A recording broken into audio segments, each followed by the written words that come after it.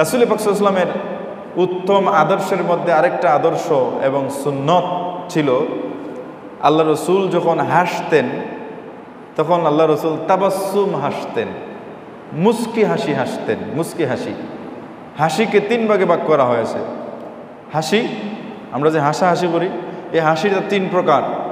একটা হলো দেহেক, আরেকটা হলো কাহকা হাসি। দেহেক মানে হলো স্বাভাবিক হাসি, যে হাসিতে শুধু দাঁতটা বের হয় কিন্তু আওয়াজ হয় না। আর এটা হলো কাহকা হাসি, যেটাকে অট্র হাসি বলা হয়, যেটাতে আওয়াজও হয়, দাঁতও বের হয়। 3 নম্বর হাসি হলো তাবাসসুম, যেটা হলো মুস্কি হাসি, যেটাতে দাঁতও বের হয় না, শব্দও হয় না, শুধুমাত্র চেহারার মধ্যে হাসির একটা আভা, হাসির একটা পরিচিতি বেশি ওঠে, সেটা হচ্ছে তাবাসসুম। এখন দেখেন, দেহেক হাসিটা যদি কেউ নামাজের মধ্যে হাসে, অর্থাৎ তার দাঁতটা বের হয়ে গেছে কিন্তু কি হয় নাই, আওয়াজ হয় নাই, এমত অবস্থায় তার নামাজ বাতিল হয়ে যাবে। দেহেক হাসলে নামাজের মধ্যে নামাজ বাতিল, ওযু যাবে না কিন্তু নামাজ বাতিল। আবার সে আল্লাহু আকবার বলে তাকবীরে তাহরিমা বাদে নামাজ শুরু করতে হবে। নামাজের মধ্যে যদি কাহকা হাসি হেসে ফেলে কেউ, কাহকা অট্র হাসি মানে খুব উচ্চস্বরে হেসে ফেলছে, তাহলে তার নামাজও বাতিল, ওযুও বাতিল।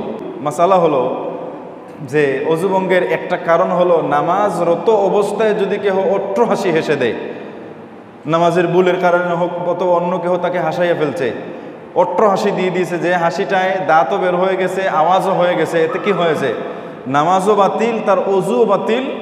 নামাজ পড়তে হলে আবার সে অজু করে নামাজ পড়তে হবে, না হয় অট্র হাসি হাসার পরে আবার যদি আল্লাহু আকবার বলে নামাজ পড়ে তাহলে সে বিনা অজুতে নামাজ পড়বে, জেনে রাখা। আর হলো তাবাসসুম হাসি। তাবাসসুম মানে হলো মুচকি হাসি, যে হাসিটায় নামাজও যায় না, অজুও যায় না। তবে এরকম হাসি না হাসাটাই উত্তম। নামাজের মধ্যে কেন আপনি হাসবেন? রাসূল পাক সাল্লাল্লাহু আলাইহি ওয়াসাল্লাম যখন কোনো মানুষের সাথে কথা বলতেন তখন আল্লাহ রসুল তাবাসসুম হাসিতে আল্লাহ রসুল মানুষের সাথে কথা বলতেন। অর্থাৎ আল্লাহ রসুলের মুখের মধ্যে, চেহারার মধ্যে হাসির ভাবটা ফুটে উঠত। এই হাসি মাখা হাসি সহ আল্লাহ রসুল কথা বলতেন। এরকম যদি কেউ যদি কাহকা হাসি হেসে হেসে কথা বলে, কেউ যদি দেহেক হাসি হেসে কথা বলে, তাহলে মানুষ বলবে পাগল, ঠিক কিনা? কিন্তু এমন হাসি, যে হাসিটা তাবাসসুম হাসি হাসতেন, অর্থাৎ আল্লাহ রসুল দুঃখী, আল্লাহ রসুল খুব দুঃখের মধ্যে আছেন, খুব বিপদের মধ্যে আছেন, এগুলো কোনো মানুষকে বুঝতে দিতেন না। আল্লাহ রসুল মুস্কি হাসি দিয়ে মানুষকে বুঝাইতে যাইতেন, আমি খুব সুখের মধ্যে আছি, দেখো আমার চেহারার মধ্যে খুশিটা প্রকাশ করতেছে, যেন একজন দুঃখী মানুষ রসুলের কাছে তার দুঃখটা প্রকাশ করতে পারে। সুবহানাল্লাহ। এই জন্যে অন্য হাদিসের মধ্যে এসেছে যে হাসি মুখে কারো সাথে কথা বলাটা হচ্ছে সদকা। সুবহানাল্লাহ। হাসি মুখে কথা বলাটাও কি সদকার সওয়াব।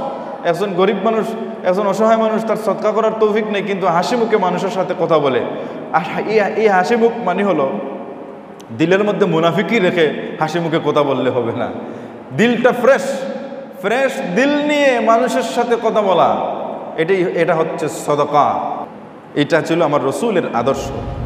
এই জন্য হাজিরিনে কেরাম, সামিনে আযাম, আল্লাহ রসুল বলেছেন, তোমরা কি করো, লা তুকসিরুদ দিহকা ফাইন্না কাসরাতাদ দিহকি তুমিতুল কলবা।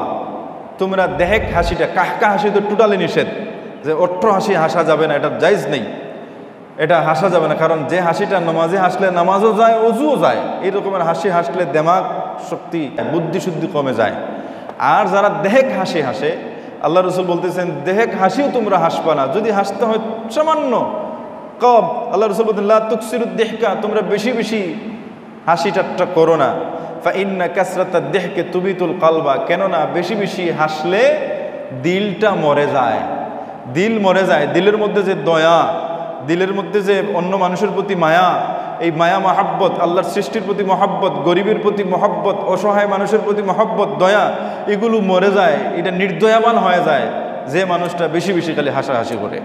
আল্লাহ রসুল হাসি মুখে মানুষের সাথে কথা বলতেন, দিলটা পরিষ্কার করে, যেন মানুষ, তার অসহায় মানুষ, গরিব মানুষ যেন তার মনের আবেগটা রসুল পাক সাল্লাল্লাহু আলাইহি ওয়াসাল্লামের কাছে প্রকাশ করতে পারে। সেই জন্য আল্লাহ রসুল হাসি মাখা মুখে আল্লাহ রসুল কথা বলতেন। এটা হচ্ছে রসুলের সুন্নত।